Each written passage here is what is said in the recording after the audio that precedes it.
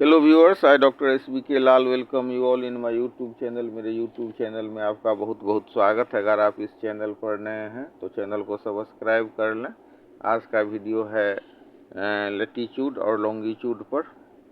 जी हाँ, इसी को हम बोलते हैं हिंदी में अक्षांश और देशांतर रेखाएं।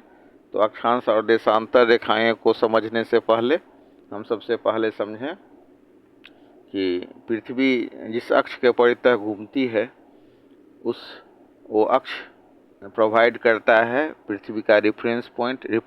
अब रेफरेंस पॉइंट क्या होता है? अगर हमको कहीं पर जाना हो और हम पूछते हैं कि आपका घर कहाँ है, तो बताता है ना, आप किसी मंदिर या मस्जिद या मतलब कोई दुकान है या कोई सरकारी भवन है तो उसके नज़दीक हमारा ये घर है।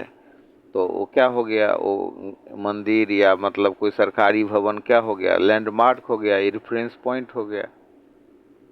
तो उसी तरह से पृथ्वी जिस अक्ष के चारों ओर घूमती है वो हमको दो बेसिक पॉइंट्स ऑफ रेफरेंस प्रदान करता है। तो ये रेफरेंस पॉइंट कौन है? पृथ्वी के उत्तर तरफ और दक्षिण तरफ। तो उत्तर तरफ हो गया आपको, उत्तर तरफ का जो इंड पॉइंट हो गया उसको हम बोलते हैं नॉर्थ पोल, और दक्षिण के तरफ जो इंड पॉइंट हो गया उसको हम बोलते हैं साउथ पोल।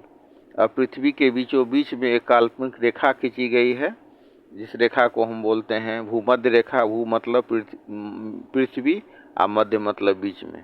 तो पृथ्वी के बीचों बीच जो रेखा खींची गई है काल्पनिक रेखा, जिसको हम बोलते हैं भूमध्य रेखा, जिसका दूसरा नाम है विषुवत रेखा, और इसी को अंग्रेजी में बोलते हैं equator.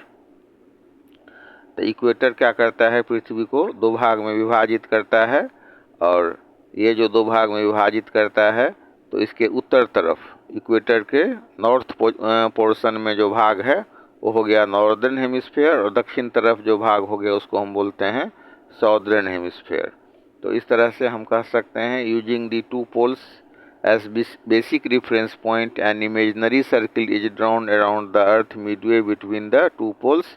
This great circle divides the earth into two halves and is known as the equator. The half portion of the earth to the north of the equator is called northern hemisphere. The southern half is called southern hemisphere. So a perpendicular line from any of the poles to the equator makes an angle of 90 degree. Thus the north pole is at 90 degree N and south pole is at 90 degree S. तो equator से जो ये हमारा north pole है 90 degree के angle पर है, 90 degree उत्तर तरफ, और साउथ पोल 90 डिग्री दक्षिण तरफ है। अब इसके बाद जो हमारा इक्वेटर हो गया उसके पैरेलल लाइन खींची गई है, उत्तर तरफ भी और दक्षिण तरफ भी। तो ये जो उत्तर तरफ कितने रेखाएं हैं? उत्तरी गोलार्ध में यानी कि नॉर्दर्न हेमिस्फीयर में 90 लाइन्स हैं, और दक्षिणी गोलार्ध में भी 90 लाइन्स हैं। तो यही 90। तो इस तरह से हम समझ सकते हैं कि उत्तरी गोलार्ध में भी 90 रेखाएं हैं और दक्षिणी गोलार्ध में भी 90 रेखाएं हैं। तो कुल रेखाओं की संख्या हो गई 180। तो इस तरह से हम देख सकते हैं कि ये जो हमारा 0 डिग्री पर जो इक्वेटर लाइन्स है, इक्वेटर लाइन्स के 23.5 डिग्री नॉर्थ में हो गया आपको ट्रॉपिक ऑफ कैंसर, जिसको हम बोलते हैं कर्क रेखा, और 66.5 डिग्री नॉर्थ में हो गया आर्कटिक सर्किल, जिसको हम बोलते हैं आर्कटिक रेखा, और 23.5 डिग्री दक्षिण में हो गया ट्रॉपिक ऑफ कैप्रिकॉर्न, जिसको हम बोलते हैं मकर रेखा हिंदी में, और 66.5 डिग्री साउथ में हो गया एंटार्कटिक सर्किल, जिसको हम बोलते हैं आर्कटिक रेखा। तो इस तरह से हम इसको समझ सकते हैं। अब इसके बाद तो यही जो हमारा लाइन है लैटीट्यूड, इसी को हम बोलते हैं अक्षांश रेखाएं। और पृथ्वी पर जो महत्वपूर्ण लाइन है ऑफ लैटीट्यूड वो हो गया 4। एक हो गया ट्रॉपिक ऑफ कैंसर, जिस 23.5 डिग्री नॉर्थ में, जिसको हम की बोलते हैं ट्रॉपिक ऑफ कैंसर। तो इक्वेटर के दक्षिण उत्तर तरफ है नॉर्दर्न हेमिस्फीयर में, 23.5 डिग्री नॉर्थ में हो गया ट्रॉपिक ऑफ कैंसर, 23.5 डिग्री में हो गया साउथ में tropic of Capricorn, 66.5 degree north में हो गया आर्कटिक सर्किल, 66.5 साउथ में हो गया एंटार्क्टिक सर्किल। अब हम चर्चा करते हैं हीट जोन का।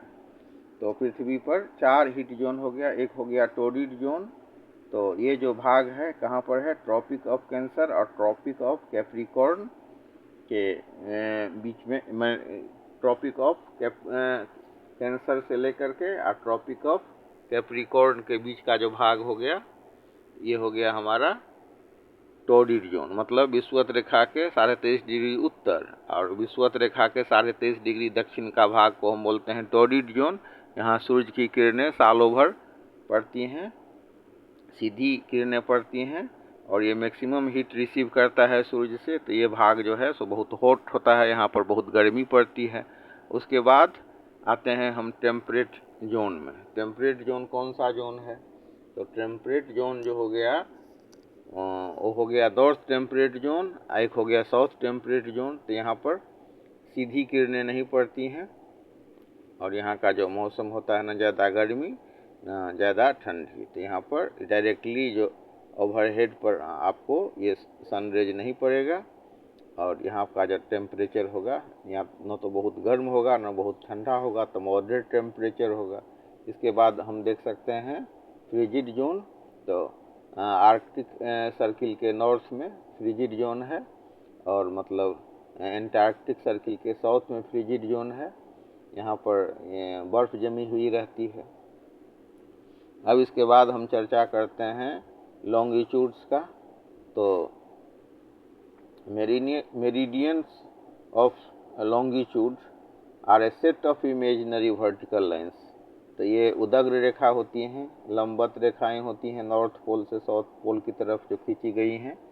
तो इस तरह से हम कह सकते हैं कि they are in the form of semi circle which converge towards the two poles and are the widest at the equator.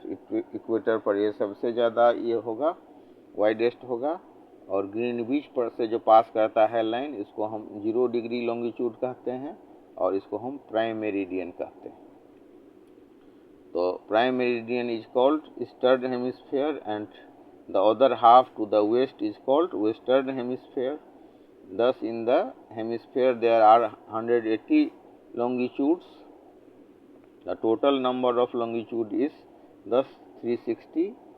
तो टोटल संख्या कितना हो गया लॉन्गिट्यूड का, 360 हो गया। मतलब आप देख सकते हैं कि ये जो प्राइम मेरिडियन के पूरब में और पश्चिम में, पूरब में भी 180 रेखाएं हैं और पश्चिम में भी 180 रेखाएं हैं। इस तरह इनकी संख्या कुल कितनी हो जाती हैं, इनकी कुल संख्याएं हो जाती हैं 360। अब इसको समझने के बाद हम समझते हैं ग्रिड सिस्टम का। तो हम देख सकते हैं ग्लोब पर, अगर हम देखें ध्यान दें तो हम देखते हैं कि लॉन्गिट्यूड और लेटीट्यूड, लाइन ऑफ लेटीट्यूड और लाइन ऑफ लॉन्गिट्यूड जहाँ पर एक दूसरे को काटती हैं उसको हम बोलते हैं ग्रिड। तो इसके बाद अब हम लॉन्गिट्यूड का बहुत महत्व है समय निर्धारण में। तो आप जहाँ से ये गुजरती हैं वही जो होता है एक स्टैंडर्ड टाइम देता है और लोकल टाइम देता है। तो लोकल टाइम क्या होता है, the local time of one meridian differs from the other. Local time जो होता है एक मेरिडियन का दूसरे से डिफर करता है और ये डिफर होता है 4 मिनट का। तो local time of all places at 30 degree E longitude will be 30 × 4 minutes. तो टोटल हो गया 120 मिनट, यानी कि मतलब 2 आवर्स अहेड हो गया। इसके बाद हम चर्चा करते हैं स्टैंडर्ड टाइम का। स्टैंडर्ड टाइम क्या होता है, तो डिफरेंट मेरिडियन हम देखते हैं कि कोई भी जो प्लेस है वो डिफरेंट मेरिडियन पर रहता है और डिफरेंट मेरिडियन पर डिफरेंट लोकल टाइम होता है। तो इस तरह से it was decided to adopt the local time of a central meridian of a country as the standard time. तो इस तरह से हमने स्टैंडर्ड टाइम को समझा। अब हम लास्ट में चर्चा कर रहे हैं कि जो इस संक्षेप में हम इसको समझ लें कि पृथ्वी जिस अक्ष के चारों ओर घूमती है वो हो गया हमारा, जिस अक्ष के चारों ओर घूमती है वो अक्ष हमको प्रोवाइड करता है पृथ्वी का रेफरेंस पॉइंट। तो पृथ्वी का जो इंड पॉइंट हो गया नॉर्थ में तो हो गया नॉर्थ पोल, और साउथ में हो गया तो साउथ पोल हो गया। अब पृथ्वी के बीचों बीच जो लाइन खींची गई है उसको हम इक्वेटर कहते हैं। Using the two poles as basic reference point and imaginary circle is drawn around the earth midway between the two poles. This great circle divides the earth into two halves and is known as the equator. तो equator के उत्तर तरफ हो गया northern hemisphere, उत्तरी गोलार्ध, और दक्षिण तरफ हो गया साउदर्न हेमिस्फीयर, जिसको हम दक्षिणी गोलार्ध करते हैं। और इसके बाद इक्वेटर के पैरेलल में जो हॉरिजॉन्टल लाइन खींची गई हैं, समानांतर रेखाएं खींची गई हैं, उसको हम बोलते हैं लेटीट्यूड। हिंदी में बोलें तो अक्षांश रेखाएं। इम्पोर्टेंट जो अक्षांश रेखाएं हैं, इम्पोर्टेंट लाइन ऑफ लेटीट्यूड हो गया tropic of Cancer 23.5 degree north, tropic of Capricorn 23.5 degree south, Arctic circle 66.5 degree north, Antarctic circle 66.5 degree south. अब पृथ्वी पर हीट जोन की बात करें तो 4 हीट जोन है, torrid zone, the temperate zone, south temperate zone और फ्रिजिड जोन। इसके बाद लॉन्गिट्यूड की बात करें तो the meridian of longitude are a set of imaginary vertical lines, they are in the form of semi circles which converge towards the two poles and are the widest at the equator। Prime meridian 0 degree longitude पर होता है। और फिर ये अगर हम पूरब के तरफ हो गया तो ईस्टर्न हेमिस्फीयर, पश्चिम के तरफ हो गया तो ईस्टर्न हेमिस्फीयर। मतलब ये जो लॉन्गिट्यूड के पूरब तरफ हो गया ईस्टर्न हेमिस्फीयर और पश्चिम तरफ हो गया वेस्टर्न हेमिस्फीयर। यहाँ पर दोनों लाइन करती हैं लॉन्गिट्यूड और लैटीट्यूड, तो हो गया ग्रिड। अब इसके बाद हम देख सकते हैं कि टोटल जो अगर हम अक्षांश रेखाओं की बात करें तो लैटीट्यूड की बात करें तो 90 उत्तरी गोलार्ध में और 90 दक्षिणी गोलार्ध में, तो टोटल इसका नंबर हो गया 180। दो अक्षांश रेखाओं के बीच 111 किलोमीटर की दूरी होती है। और भारत से होकर के जो गुजरती है ये कर्क रेखा, भारत के अलावा अफ्रीका, उत्तरी अमेरिका, उसके बाद एशिया से गुजरती हैं, फिर अफ्रीका के 8 देशों से गुजरती जो हैं। अक्षांश सहारा रेखाएं हैं, यानी कि हमारा ये जो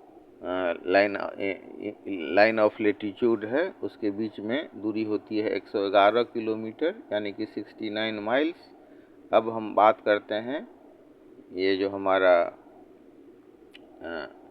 ट्रॉपिक ऑफ कैंसर है, जिसको हम की हिंदी में कर्क रेखा कहते हैं, ये भारत से होकर के गुजरती है।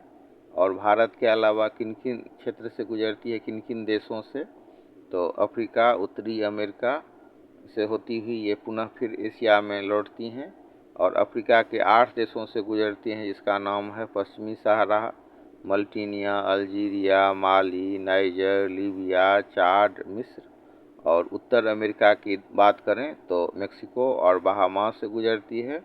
और खाड़ी देशों की बात करें तो सऊदी अरेबिया, संयुक्त अरब अमीरात, ओमान से होते हुए Bharat, Bangladesh, Myanmar, China, Taiwan से होते हुए समुद्र से गुजरती है। और अगर हम भारत की बात करें तो यह भारत के गुजरात, राजस्थान, एमपी, छत्तीसगढ़, झारखंड, पश्चिम बंगाल, त्रिपुरा और मिजोरम राज्य से गुजरती है। तो कर्क रेखा यानी कि ट्रॉपिक ऑफ कैंसर भूमध्य रेखा से 23.5 डिग्री का कोण बनाती है। और फिर हम बात करते हैं मकर रेखा का, जो 23.5 डिग्री दक्षिण तरफ है विषुवत रेखा से, इक्वेटर से। तो ये ऑस्ट्रेलिया, अफ्रीका और दक्षिण अमेरिका से होकर के गुजरती है। और अगर हम अफ्रीका की बात करें तो नमीबिया, बोत्सवाना, दक्षिण अफ्रीका, मोजाम्बिक और मेडागास्कर से गुजरती है। और दक्षिण अमेरिका की बात करें तो चिली, अर्जेंटीना, पैराग्वे और ऐसा देश जिससे होकर के मकर रेखा और विषुवत रेखा दोनों गुजरता है।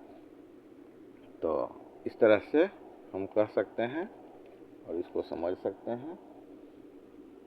तो वीडियो को पूरा देखने के लिए बहुत बहुत धन्यवाद और उम्मीद करते हैं कि इससे आपके ज्ञान में काफ़ी वृद्धि होगी।